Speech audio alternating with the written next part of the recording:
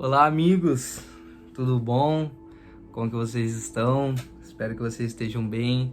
Estamos aqui de novo nesse estúdio maravilhoso, espontâneo novamente, e tô feliz, tô animado pro vídeo de hoje. Tô animado porque vou falar um tema muito massa pra mim, assim, meu coração fica até estremecido. É o tema de vivendo família. Esse tema nos últimos anos, assim, mexe demais comigo, cativa muito meu coração, cativa muito os meus olhos, cativa muito meu espírito quando eu ouço sobre isso, quando eu estudo sobre isso, quando eu leio sobre isso. É um prazer compartilhar um pouquinho do que Jesus colocou no meu coração, que é um tema bem extenso, um tema bem vasto, assim. O pouco que eu vou poder compartilhar hoje, acho que vai ser já algo muito grandioso, assim. Eu acredito que é isso. Então, cara, quando se fala sobre viver família, um conjunto de pessoas, né, unidas ali para um só propósito, a gente vai lá para Gênesis, que é um texto que eu gosto muito, que é Gênesis 1:26. Só dar um contexto geral aqui: Deus está criando a humanidade, Deus está criando o mundo, Deus já criou os mares, Deus já criou os animais, Deus está criando as coisas estão criando forma. No capítulo 1, no verso 26, Deus vai falar algo que eu olho com muito carinho isso, e é o início do nosso vídeo de hoje, que Deus vai falar assim, Deus já criou tudo, né, como eu falei, e no verso 26 ele vai falar assim: então disse Deus, façamos o homem à nossa imagem, conforme a nossa semelhança. Então só essa palavrinha, façamos. Então aqui essa palavra está no plural. Se você começa a pensar, como assim Deus está falando façamos o homem? Então aqui você começa a entender que Deus ele não está criando o homem sozinho. Deus está criando o homem a partir do Filho e a partir do Espírito Santo. Aqui eu imagino uma mesa, Deus Pai, Deus Filho, Deus Espírito Santo, um olhando pro outro, eles falando, façamos o homem a nossa imagem conforme a nossa semelhança. Então o homem foi criado a partir de um relacionamento. Então isso é muito incrível quando você olha para Gênesis e fala, cara, Deus não criou o homem sozinho. O homem foi criado a partir de uma boa ideia dos três, a partir de uma ideia do Pai, e ali sendo repartida nos dois, né, Jesus e o Espírito Santo, ali o homem foi criado naquela mesa, o homem foi criado na mesa. Você começa a entender que lá em Gênesis o princípio de Deus era o relacionamento. Em Gênesis a gente vê que tudo foi feito através do relacionamento, tudo foi feito em conjunto, beleza. E agora a gente vai lá pro extremo leste da Bíblia, que é lá em Apocalipse, que ele vai falar lá no capítulo 22, algo que eu acho muito interessante mesmo. No capítulo 22, no verso 12, aqui, cara, aqui João já teve a revelação dos fins dos tempos e tudo mais. Então, são pequenas palavrinhas que eu gosto de ir a fundo nessas palavrinhas. Eu acho que essas pequenas palavras revelam algo muito grandioso, não só elas em si, mas algo grandioso através delas. Então, no verso 22 vai falar o quê? Eis que veio em breve, a minha recompensa está comigo e eu retribuirei a cada um de acordo com o que fez. Então aqui eu acho muito legal isso, que Jesus está falando, cara, a minha recompensa está comigo. Eu tenho a total recompensa, a plenitude de recompensa, mas eu quero retribuir com os meus filhos. Então, cara, de Gênesis a Apocalipse, a vontade de Jesus, a vontade de Deus é partilhar sua vontade com seus filhos. Começo a ver, cara, a Bíblia inteira é repleta de histórias, ela é repleta de coisas que apontam para uma vida em família. Dificilmente você vai ver uma pessoa fazendo algo sozinha, e se ela tá fazendo algo sozinha, é totalmente e exclusivamente por um povo. Se ela tá fazendo algo sozinha, ela tá fazendo algo sozinha, mas ela tá indo para um lugar, mas ela vai voltar e vai servir o povo. Essa vida em família, essa vida em conjunto, essa vida em unidade, ela cativa o meu coração, ela cativa os meus olhos, e eu acredito que Deus se alegra muito com esse tema, porque se esse tema queima tanto no meu coração, se esse tema queima demais e fascina tanto os meus olhos, eu acredito que isso também queima no coração do Pai. Então eu acredito que o princípio do meu amor por família vem do próprio Deus, porque a gente acabou de ver que de Gênesis a Apocalipse Deus se move em família. Deus tem a total plenitude, o total poder, a onipotência na mão dele, mas ele quer, por livre e espontânea vontade, repartir com seus filhos. E algo que é muito interessante também, quando a gente olha lá para Malaquias, tem uma profecia muito interessante em Malaquias, acredito que vocês já conheçam, já tem a ciência de qual é essa profecia, que Malaquias é o último livro do Velho Testamento, e após o livro de Malaquias, Deus fica 400 anos sem falar com ninguém, sem se manifestar. Porque é a última palavra de Deus no Antigo Testamento, e essas são as últimas palavras de Deus para o profeta Malaquias.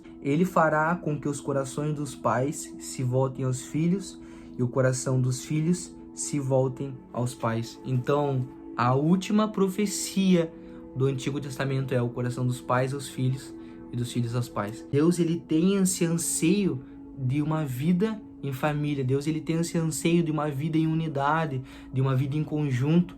Por quê? Porque começa a ser uma vida muito mais lúcida, muito mais consciente de tudo que está acontecendo. Não só eu ter a minha própria opinião, não só eu ter as minhas próprias decisões, mas as minhas decisões, mas as minhas opiniões serem pautadas num corpo, mas as minhas decisões, as minhas opiniões serem pautadas, mano, numa família, serem pautadas numa paternidade espiritual. Essa movimentação de Deus, essa movimentação de Jesus através de um povo, através de uma família, através de um conjunto de pessoas. Quando Paulo fala que vocês são membros de um corpo, não eu sou o corpo, mas eu sou um membro que compõe o corpo. É importante a gente ressaltar essas coisas. Eu sou igreja com a minha família, sabe? Então não eu sou igreja individualmente e eu, Jota, sou igreja. Não, eu sou igreja a partir do momento que eu estou em família. Então isso é muito importante a gente ressaltar, a gente pontuar. Às vezes é um tema tão incrível, tão poderoso, que acaba sendo levado de qualquer forma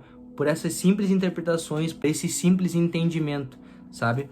Então quando você começa a ver que Deus, antes dele ficar 400 anos em silêncio, ele fala que o coração dos pais vão se voltar aos filhos e dos filhos aos pais. Então você começa a ver que, cara, pera, existe uma importância nesse tema, sabe? Então Deus, ele quer dar ênfase nesse tema por algum motivo. A mesa, a paternidade, a família, eu acredito que seja o maior ato de cura no ser humano. Eu acredito que seja o maior ato de amor na vida do ser humano. Eu acredito que seja o maior preenchimento emocional, espiritual e, meu Deus do céu, social que Deus podia se manifestar na Terra. Isso é muito legal sobre essa questão de cura, essa questão, até uma cura social, sabe? Quando a gente olha lá para 1 Reis 19:18, vai contar a história de um profeta chamado Elias. Elias é um profeta muito massa, que vai falar o quê? Cara, Elias, ele tava fugindo de Jezabel, então ele sobe no alto do monte. Só que, cara, Elias, ele é o mesmo cara que faz, mano, fogo chover do alto e matando os profetas de Baal. Então Elias, ele tem vários milagres na Bíblia sobrenaturais e, meu, é o brabão do reino mesmo, sabe? Elias é um profeta muito referência, sabe, no Antigo Testamento e até no Novo, né? Por João Batista carregar a unção de Elias, isso é outra história. No entanto, a Bíblia fala que Elias foi tomado pelo medo. Quando ele tá fugindo de Jezabel, ele sobe no alto de um monte, ele se esconde de Jezabel com medo mesmo, sabe? Então ele tá ali apavorado, com medo, então Deus fala com Elias. E cara, você vê um homem extremamente poderoso, um homem extremamente usado por Deus com medo. E qual que é a solução do medo de Elias? Vamos ler lá no 1 Reis 19:18. No entanto, fiz sobrar 7.000 em Israel, todos aqueles cujos joelhos não se inclinaram diante de Baal, e todos aqueles a boca não os beijaram.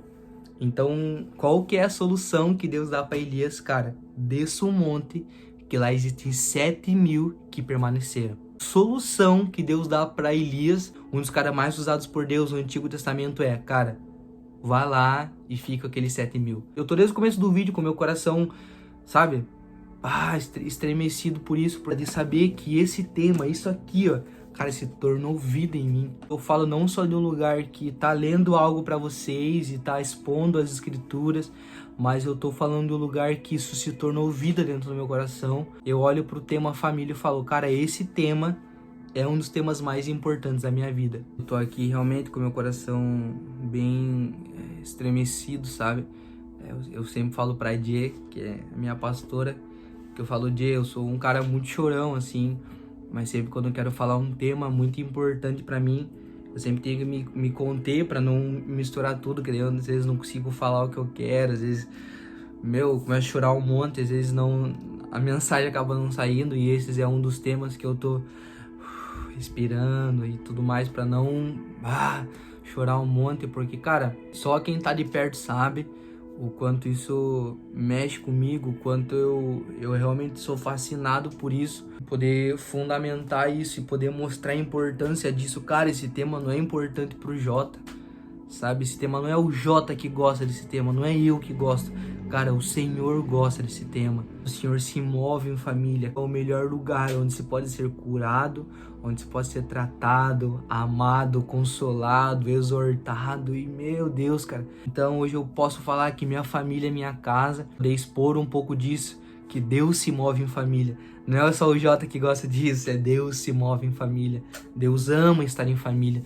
É isso. Muito obrigado você que assistiu até aqui, muito obrigado você que acompanhou esse vídeo até aqui. Pra mim tá sendo muito especial. Muito obrigado você que curte, muito obrigado você que comenta, manda mensagem e etc. Amo vocês. Um abraço também especial pra minha igreja família, pra todo mundo, pros meus amigos e... é isso, não vou falar muito senão eu vou chorar. Amo vocês, cara. Vocês são... Vocês são minha família. É isso. Muito obrigado. Deus abençoe e até semana que vem. Tamo junto.